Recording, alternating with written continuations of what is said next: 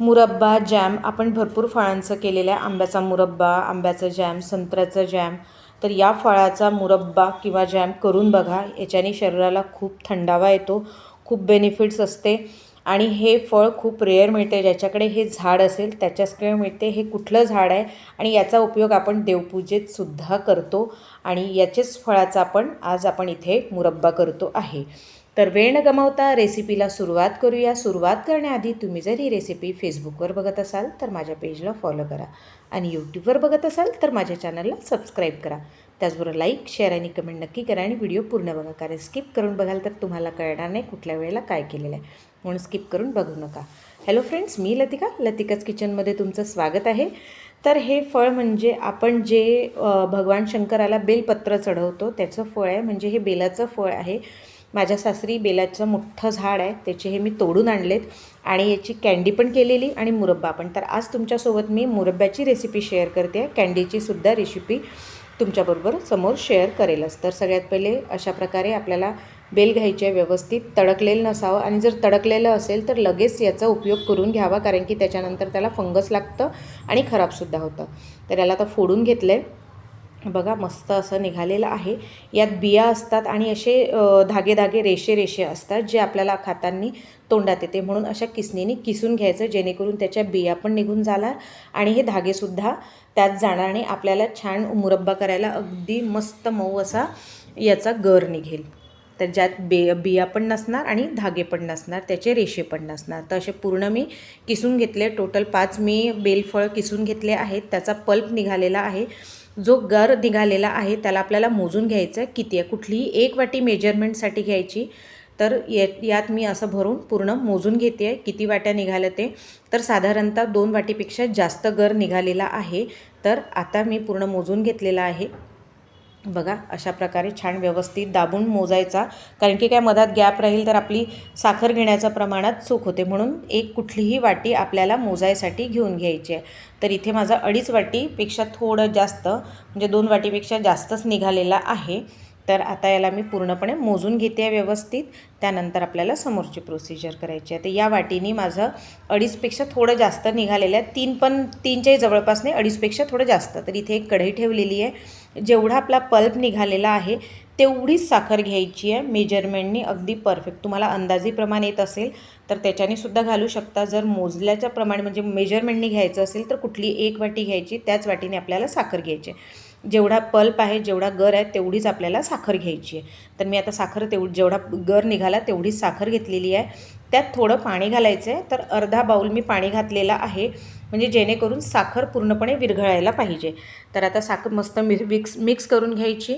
सतत ढवळत राहायचं, म्हणजे साखर पण छान विरघळते. थोडं लागलं पाणी तर अजून तुम्ही वरतून घालू शकता, पण मला गरज पडली नाही. यातच पूर्ण ते विरघळून गेलं आहे. थोडं फिरवत गेली सतत, तर साखर छान व्यवस्थित विरघळून गेली. बघा साखर विरघळायला लागलेली आहे आणि गॅसची फ्लेम मी सध्या मंदच ठेवलेली आहे. नंतर आपण फास्ट किंवा मीडियम करूया. फास्ट केलं तर जळायची भीती असते, त्यामुळे फास्ट शक्यतो करू नका. मीडियमच ठेवा किंवा कमी ठेवा. तर आता याला छान मिक्स करून घेते. याचा छान पाक येऊ द्यायचा आहे आपल्याला. 1 तारी तरी पाक येऊ द्यायचा आहे. त्यानंतरच आपल्याला पल्प घालायचा आहे. तर पाक बघा, जेव्हा आपण असं सोडतो ड्रॉप तेव्हा 1 तार आला पाहिजे, किंवा मग 2 बोटं जेव्हा आपण असं करतो बघा, 2 बोटं टच करून जेव्हा काढतो थोडा चिकट वाटला पाहिजे, त्यावेळेस आपल्याला जो गर आहे बेलाचा तो घालायचा आहे. तर आता छान व्यवस्थित पाक आलेला आहे. 1 तारी पाक झालेला आहे. तर हा जो पल्प मी बनवलेला आहे, जो बेलाचा गर निघालेला आहे, तो आपल्याला यात घालायचा आहे व्यवस्थित असा. आता हा घातल्यानंतर पूर्ण परत पातळ होतं, म्हणजे जो पाक आहे यात जे मॉइश्चर असते ते मिक्स होऊन पातळ होतं. तर आपल्याला याला थोडंसं आटवायचं आहे, थोडंसं घट्ट करायचं आहे. तर याला आता मिक्स करून घ्यायचं व्यवस्थित असं.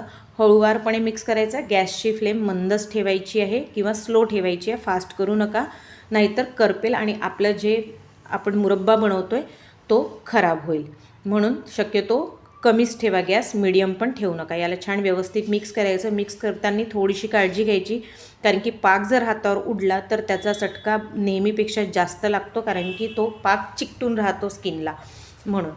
तर इथे बघा आता मी थोडीशी जायफळ आणि विलायची बारीक करून घेतलेली आहे, ती टाकली आहे. याच्याने फ्लेवर पण खूप छान येतो, सुगंध खूप छान येतो आणि चवीलासुद्धा छान लागतो. तुम्ही हवं तर स्किपसुद्धा करू शकता. तर इथे मी जायफळ आणि विलायची दोन्हीही मी कुटून घातलेलं आहे, त्याची पूड घातलेली आहे. थोडंसं तुम्ही मीठसुद्धा घालू शकता, पण मी मीठ घातलेलं नाही आहे. मी यासाठी झाकण झाकलं आहे, कारण की काय होतं, ते उकळायला लागत होतं तर ते आजूबाजूला पूर्ण गॅस खराब करते, म्हणून मी अशा प्रकारे एका हाताने वरतून झाकण पकडून आणि एका हाताने फिरवत होती. म्हणजे आपला मुरब्बा पण शिजतो आणि गॅस पण खराब होत नाही, कारण की गॅस खराब झाली तर गोड असते, चिकट असते, तर गॅस साफ करायला खूप त्रास जातो म्हणून. तर इथे आता बघा आपला मुरब्बा घट्ट यायला लागला आहे. तो चांगला घट्ट आला की आपल्याला गॅस बंद करून द्यायची आहे. तर व्यवस्थित असा घट्ट आलेला आहे. कडेला जो लागला आहे तोसुद्धा सोडवून घ्यायचा आहे आपल्याला. तर आता हा आपल्याला मुरब्बा पूर्णपणे गार करून घ्यायचा. घट्ट झाला की गार करायचा. एकदम पातळ ठेवायचं नाही, घट्ट करायचं, एकदमही घट्ट नाही. तर आपल्याला मुरब्ब्याची कन्सिस्टन्सी माहिती आहे, म्हणजे चमच्यात घेतल्यानंतर असं पडला नाही पाहिजे, तो थिक राहिला पाहिजे. तर आता याला भरायचं आहे आपल्याला काचेच्या भांड्यात, काचेच्या भरणीतच भरायचं आहे, प्लास्टिकच्या भरणीतही भरू नका. काचेची भरणी खूप चांगली, ती स्वच्छ करून अगदी कोरडी करायची, त्यानंतरच भरायची. आणि भरल्यानंतर जेव्हाही आपल्याला हा रोज खायचा आहे त्यावेळेस कोरडा चम्मचच यात टाकायचा, थोडाही ओलसर टाकायचं नाही, जेणेकरून आपला मुरब्बा खराब व्हायला नको. तर अशा प्रकारे मी पूर्ण भरणीत भरून घेते आणि हा 1-2 वर्ष आरामात टिकतो. हेल्थ बेनिफिट तर खूपच आहे, खूप मस्त लागते चवीला. जर तुम्हाला यावेळेस नक्की हे मुरब्ब्यासाठी बेलाचे फळ मिळाले तर यावेळेस नक्की करून बघा आणि तुम्हाला कशी वाटली रेसिपी ते मला नक्की कळवा. तर भेटूया पुढच्या रेसिपीत. तोपर्यंत बाय.